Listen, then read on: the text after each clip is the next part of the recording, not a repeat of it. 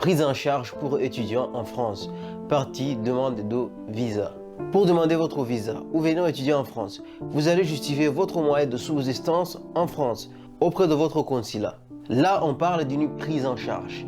Il s'agit d'une prise en charge durant votre séjour en France.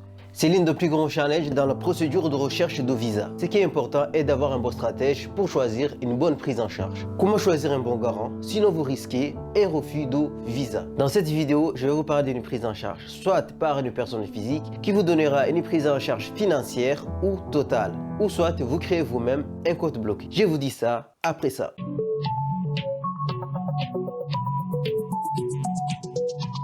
Là, on va parler d'un dossier concernant la prise en charge, le garant.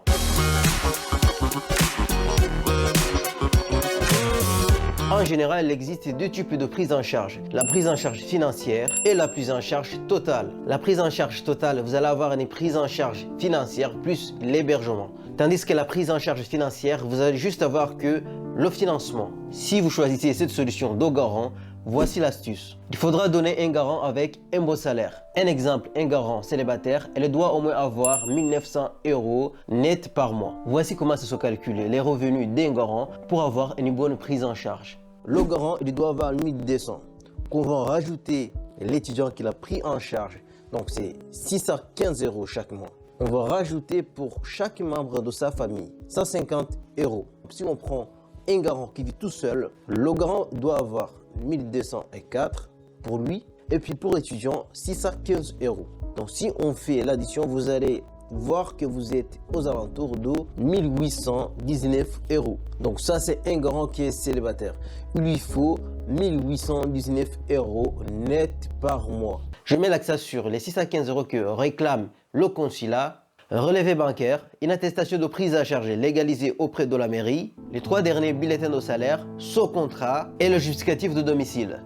Donc comprenez bien que si vous avez une prise en charge totale, vous allez fournir une attestation d'hébergement plus une justificatif de domicile. Si c'est une prise en charge financière, vous allez fournir une attestation de prise en charge légalisée auprès de la mairie. Bien sûr, plus les autres documents qui sont demandés. Autre chose, si vous avez un hébergement gratuit, vous allez justifier la moitié de l'argent, de la somme demandée sur un compte bloqué. C'est aux alentours de 3650 €, mais moi je vous conseille d'avoir au moins 4000 €. Et si vous avez plus, c'est encore mieux. Ça fera que renforcer votre dossier.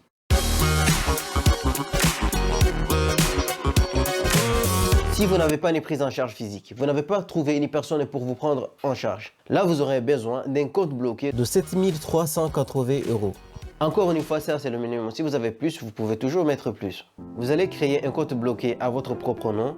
Seulement le seul opération qui sera possible sur ce compte, c'est le virement vers un compte en France. La banque vous fournira une attestation à votre propre nom. Si vous avez une prise en charge, vous n'avez pas besoin de bloquer l'argent sur un compte. Et si vous avez un compte bloqué de 7000 €, vous n'avez nullement besoin d'un garant ou d'une prise en charge. Mais si vous les avez tous les deux, ça peut faire que renforcer votre dossier. Je le redis encore, la mise en disposition d'un logement gratuit pour toute l'année avec un justificatif d'hébergement et une attestation de l'hébergement permet de réduire la moitié des ressources exigées, soit à l'auteur de 3690.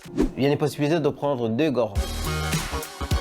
Si vous ne trouvez pas une personne qui a suffisamment de revenus pour vous prendre en charge, vous pouvez prendre 2 personnes comme garant. Ce qui concerne la prise en charge, même si le garant ne se trouvait pas en France, les justificatifs sont toujours les mêmes. Mais c'est préférable qu'il soit en France. Et si vous le pouvez, prenez une personne qui a un lien de parenté avec vous. J'espère que cette vidéo vous a été utile. Abonnez-vous si ce n'est pas encore fait et donnez un like pour aider la chaîne à évoluer car ça nous permet d'aider plusieurs étudiants.